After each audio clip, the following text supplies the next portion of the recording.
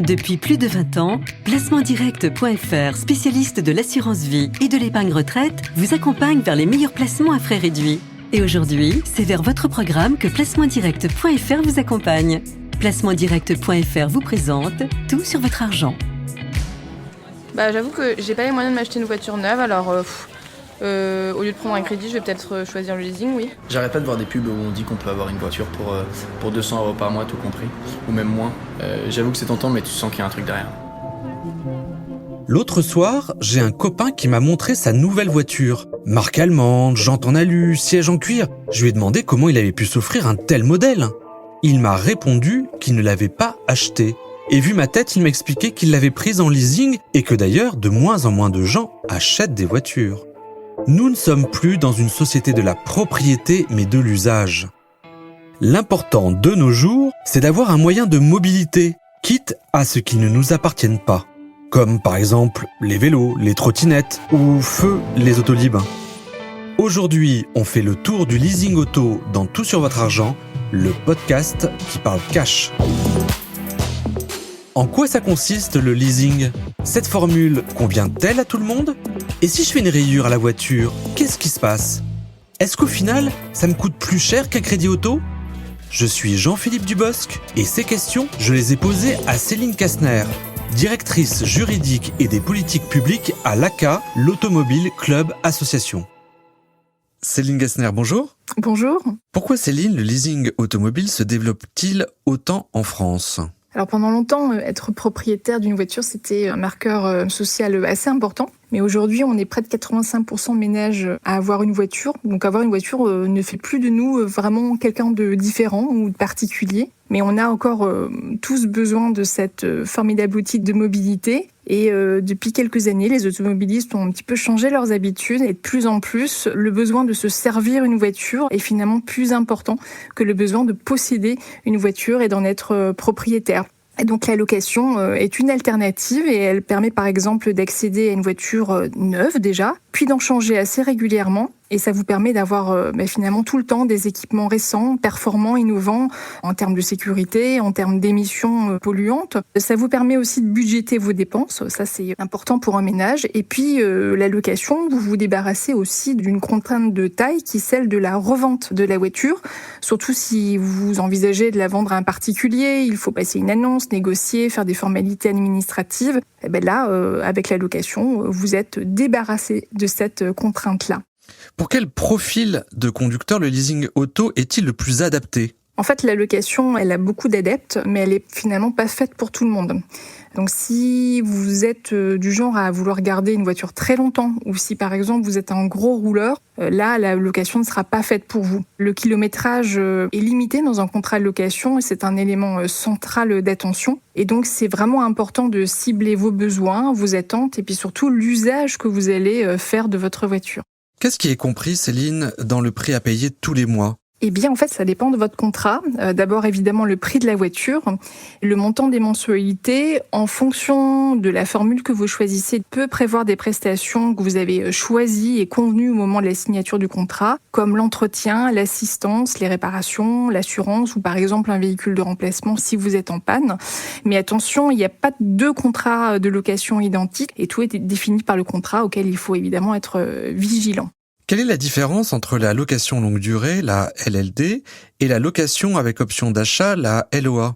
Alors la location longue durée, c'est une location pure et simple d'un véhicule. En fait, c'est comme louer une voiture pour aller en vacances ou pour faire un week-end, mais sur une période beaucoup plus longue, de plusieurs mois, de plusieurs années. Donc c'est le loueur qui achète la voiture de votre choix, qui la met à votre disposition pour une période définie, moyennant le paiement de loyers qui sont mensuels et qui sont fixes et qui sont définis par le contrat.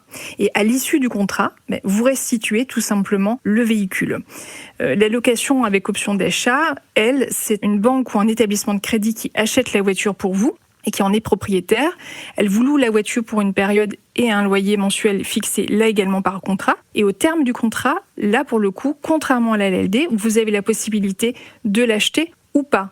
Si vous voulez l'acheter, eh bien, vous payerez la valeur de votre véhicule moins ce que vous avez déjà payé. Et si vous souhaitez la restituer, vous rendez la voiture et là, on se retrouve dans une situation équivalente à la LLD. Ce qui est important de préciser, c'est que la LOA est assimilée à une opération de crédit, contrairement à la LLD. Et donc, qui dit crédit, dit aussi réglementation protectrice du consommateur, avec notamment le droit de rétractation. Maintenant, attention, dans les deux cas, vous vous engagez quand même contractuellement à payer un loyer chaque mois. Comment je fais concrètement pour contracter une LLD ou une LOA ? Alors, il y a plusieurs solutions pour vous. Constructeurs, banques, sociétés spécialisées, les acteurs sont assez nombreux à proposer de la location. Évidemment, il y a les concessionnaires qui sont vraiment des acteurs majeurs aujourd'hui. Et en plus, ils ont un vrai intérêt à proposer cette location puisque c'est aujourd'hui un petit peu un moyen de garder la main sur plusieurs points. D'abord, sur la vente de voitures neuves, ils évitent la concurrence du marché de l'occasion. Sur l'entretien dans leurs ateliers, ils évitent la concurrence des réseaux de réparation rapides. Ils ont la main mise aussi sur le contrat financier. Et donc, ils évitent la concurrence de la banque privée du consommateur qui peut aller voir son banquier plutôt qu'un organisme financier du concessionnaire. Et puis, ils gardent la main sur la revente du véhicule d'occasion à la fin du contrat. Pour le concessionnaire, c'est un moyen vraiment de garder chez lui son client en lui proposant un écosystème assez complet et une offre groupée qui va permettre de proposer une voiture, des services et le financement à son client. D'accord, donc pour une LLD ou une LOA, je fais comme si j'achetais une voiture comptant ou à crédit, je vais voir un concessionnaire. C'est une possibilité parmi d'autres. Et puis le concessionnaire, il a un intérêt aussi, c'est qu'il peut être vraiment un conseil sur l'identification des besoins du type de véhicule qui collera le plus à votre profil et le plus à votre mode de déplacement au quotidien. Puis-je, Céline, bénéficier du bonus écologique dans le cas d'une LLD ou d'une LOA ? Tout à fait. En fait, comme pour un achat, louer un véhicule dit propre, c'est-à-dire électrique ou hybride rechargeable, vous permet de bénéficier d'un bonus écologique. La seule condition, c'est que le contrat de location soit conclu pour une période d'au moins 2 ans. Mais après, les aides vous sont accessibles. C'est plutôt intéressant pour diminuer le prix et la valeur du véhicule. Quels sont les points de vigilance à avoir en matière de LLD et de LOA ?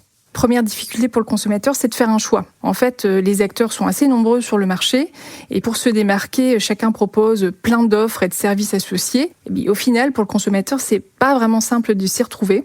Une fois que le choix est fait, il faut vraiment faire attention aux contrats que l'on signe et aux petites lignes. En fait, par rapport à un achat vraiment classique où vous devenez propriétaire de la voiture, vous avez beaucoup de paramètres qui interviennent et qui peuvent faire varier le coût final de la location. Donc on va avoir pour un même modèle des contrats d'un montant différent d'un automobiliste à l'autre et d'un loueur à l'autre.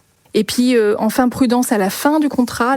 Alors bien sûr, vous devez rendre la voiture, notamment dans le cas de la LLD et dans le cas de la LOA si vous n'envisagez pas de lever l'option d'achat. Et puis en plus, il faut la rendre dans un bon état. Et donc si elle est abîmée, il y aura forcément des frais de remise en état qui vous seront facturés. C'est fixé par les termes du contrat, mais c'est aussi un sujet fréquent de litige par rapport aux factures qui sont assez fortes en termes de réparation.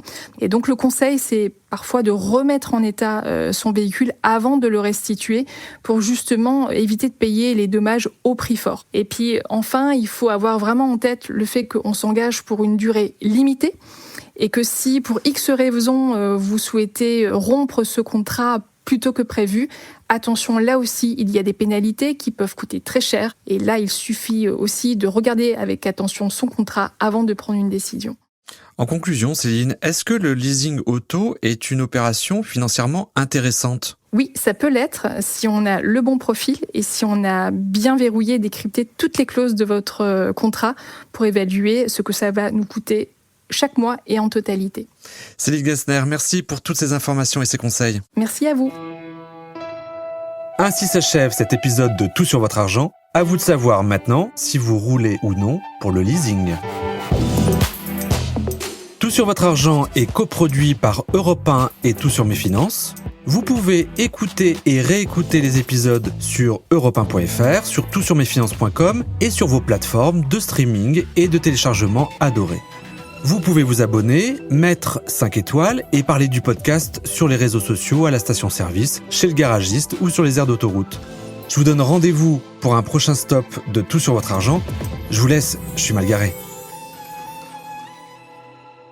C'était tout sur votre argent avec placementdirect.fr. Placementdirect.fr, spécialiste de l'assurance vie et de l'épargne retraite, vous donne accès à une sélection exclusive de contrats à frais réduits. Avec placementdirect.fr, bénéficiez des avantages de l'épargne en ligne. Plus simple, plus rapide et disponible à toute heure. Placementdirect.fr. Depuis plus de 20 ans, nous en faisons toujours plus pour vous permettre d'épargner mieux. Courtier immatriculé à l'Orias sous le numéro 07 004 910.